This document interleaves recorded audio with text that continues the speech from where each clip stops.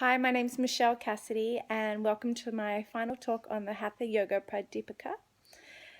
This is a wonderful text that was written around the 15th century, and there's a lot of medieval styles of practices that are done within this text that aren't so common today.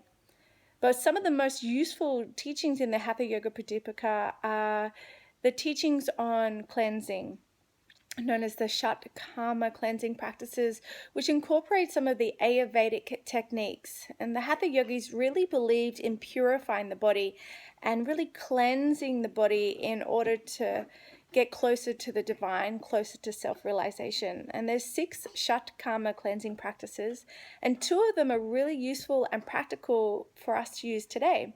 One of them is called Kapalabhati, and this is known as skull shining, and it's a strong, forceful exhale through the nostril with a passive inhalation. And so Kapalabhati is a great practice for toning the belly, the digestive system, and for clearing the mind. The second practice I think that is really useful in the Hatha Yoga Pradipika is the Tratika, which is also one of the 6 Karma purification practices.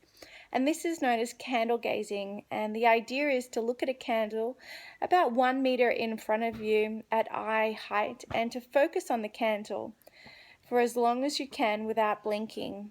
And these 2 practices out of the 6 Karma practices I think are really useful for the modern day practitioner.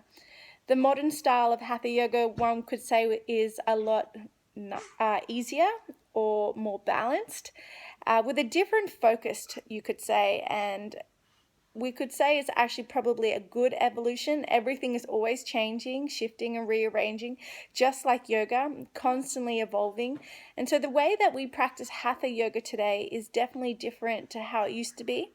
In the past, people used to hold their arm up for extended periods of time till their fingernails grew really long, and did some really wacky, extreme practices.